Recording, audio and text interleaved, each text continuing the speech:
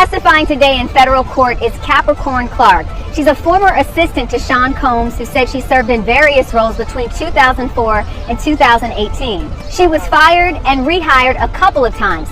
Prosecutors spent a significant time, though, speaking to her about what she experienced at the end of 2011 going into 2012. Now, Clark testified that she knew about the relationship between Kid Cudi and Ventura before Combs found out. But she said on December 22nd of 2011, at about 5 o'clock in the morning, Combs was banging on her door, and it sounded like, she said, metal to metal. When she opened the door, Combs had a gun in his hand, at which point she said that he wanted to go kill Kid Cudi and told Clark that she needed to get herself together and that they were going to go over to his home. She said, quote, "I had never seen anything like this, had never seen him with a weapon."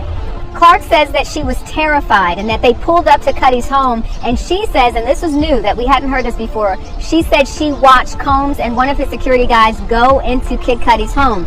Then she said Kid Cudi actually pulled up to the home and she saw Cudi in the car, and that Combs and the security guy, again, she's in the car, chased Cudi, but he got away. Then Clark testifies that she eventually links up with Cassie and Cudi at Cudi's home, and that she was trying to convince Cudi not to name Sean Combs in a police report which he filed about the break-in. There's a lot to this story. After leaving Cudi's home, Clark says that she and Cassie went to Combs' home and that Combs started beating on Cassie by kicking her repeatedly. It was so bad that Clark says she called Regina Ventura, Cassie Ventura's mom, and said that, quote, "He's beating the SHIT out of your daughter. Please help her. I can't call the police, but you can." Now, Clark acknowledged on cross that she did meet with Combs' attorneys in April of 2024. This would have been around the time after Combs' homes were raided. The attorney said, quote, "You thought you could be helpful as chief of staff."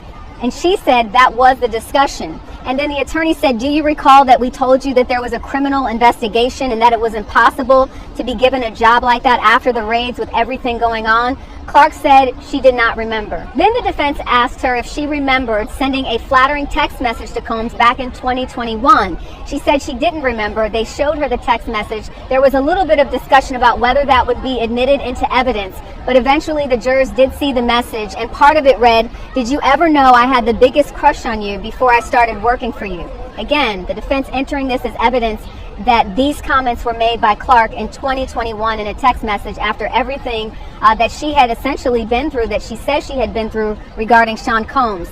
She also said in this text message, "Sometimes I wonder," and I'm paraphrasing here, "if we missed out on some dope chemistry." She referenced the C or SJC, that would be Sean, Jeanette, and Clark. They used to call themselves that. Jeanette is a friend of Clark's, and they all used to hang out. In the text message, she also said, "We called you Chalk, short for chocolate. So nice, great memories, time is wild." So the defense, again, trying to place doubt on her credibility and wondering, why would you send these messages to Sean Combs after experiencing what she called being kidnapped back in 2011.